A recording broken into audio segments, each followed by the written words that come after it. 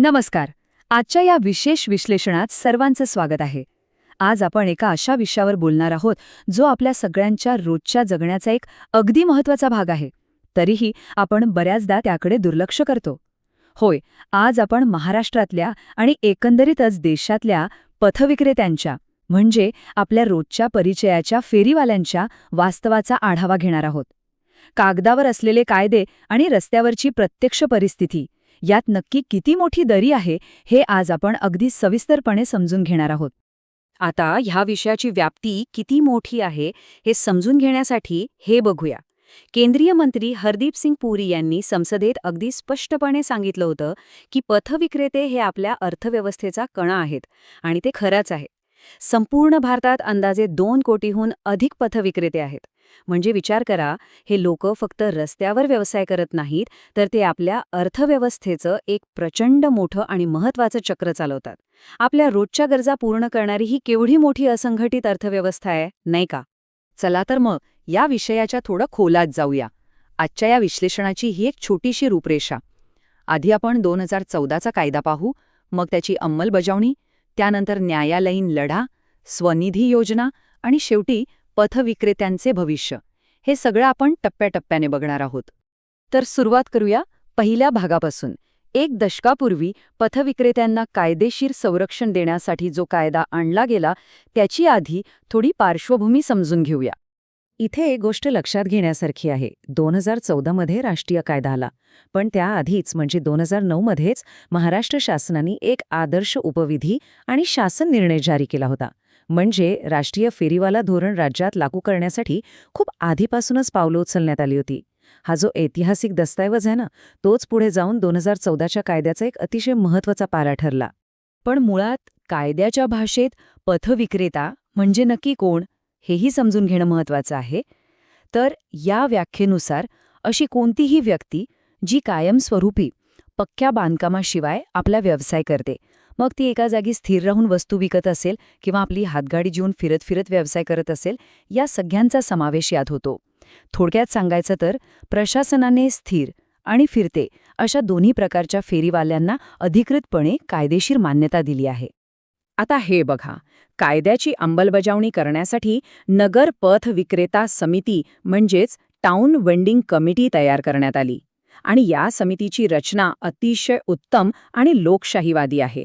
यात चक्क 50% प्रतिनिधित्व हे स्वतः पथविक्रेते आणि त्यांच्यासाठी काम करणाऱ्या संस्थांचं असतं आणि उरलेल्या 50%मध्ये पालिका प्रशासन, वाहतूक पोलीस आणि आरोग्य अधिकारी असतात.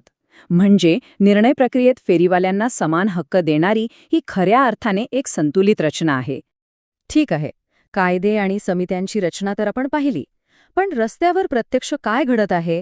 आता आपण या कायद्याच्या अंमलबजावणीतल्या थोड्या कठू वास्तवाकडे वळणार आहोत. इथेही 2022मधली पिंपरी चिंचवडमध्ये झालेल्या सर्वेक्षणाची आकडेवारी पहा. खरंच खूप धक्कादायक आहे. तिथे 18,000हून अधिक जणांचं सर्वेक्षण झालं आणि त्यातले 15,000हून अधिक फेरीवाले कायद्यानुसार पात्र ठरले. पण प्रत्यक्ष प्रमाणपत्र किती लोकांना मिळालं? तर फक्त 5,000 लोकांना. म्हणजे विचार करा, प्रशासकीय दीर्घाईमुळे हजारो पात्र विक्रेते आजही कायदेशीर प्रमाणपत्रापासून पूर्णपणे वंचित आहेत. आणि ह्याच दिरंगाईचा थेट परिणाम ह्या एकाच संख्येतून आपल्याला स्पष्ट दिसतो.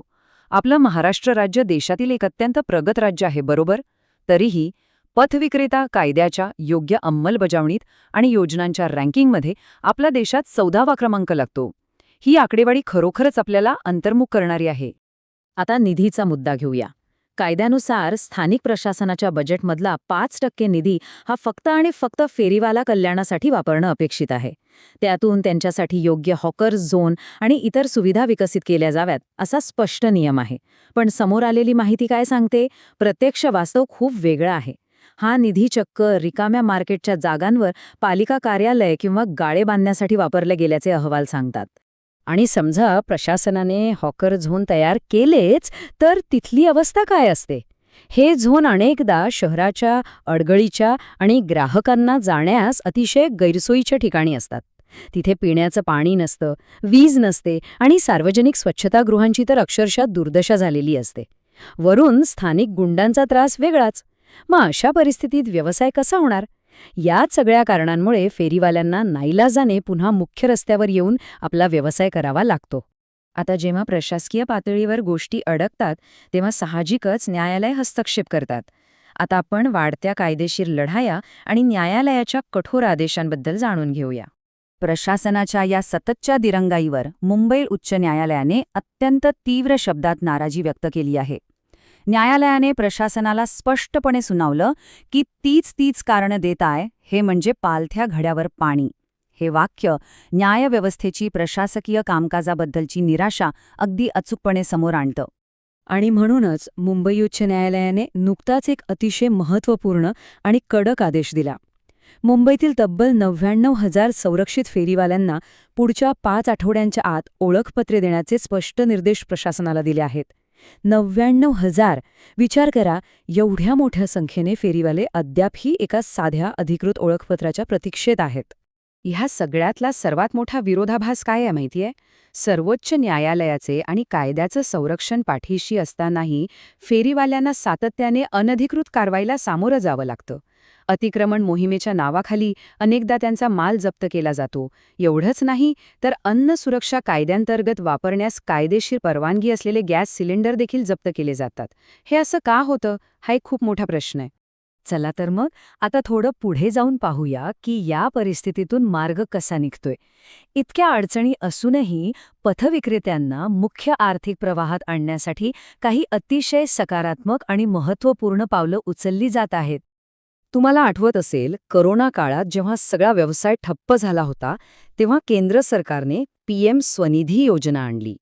या योजनेची रचना खरोखरच खूप विचारपूर्वक आणि टप्प्याटप्प्याने केली आहे. कोणत्याही मोठ्या तारणाशिवाय ही योजना पथविक्रेत्यांना बँकिंग व्यवस्थेशी जोडते. पहिल्यांदा 10,000, ते फेडल्यावर 20,000, मग 50,000 आणि शेवटी चक्क 2 लाखांपर्यंतचं मुद्रा कर्ज, असा हा पूर्ण प्रवास आहे. यातून त्यांचा बँकिंग सिबिल स्कोअर तयार व्हायला खूप मोठी मदत होते. आणि आता ही आकडेवारी बघा, खरोखरच थक्क करणारी आहे. जेव्हा ही योजना सुरू झाली तेव्हा अनेकांना वाटलं होतं की हे पैसे बुडतील, परत येणार नाहीत. पण प्रत्यक्षात काय झालं?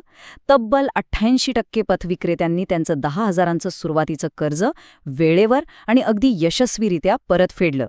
यावरून या छोट्या व्यावसायिकांची प्रामाणिकता आणि या योजनेचं यश अगदी स्पष्टपणे दिसून येतं.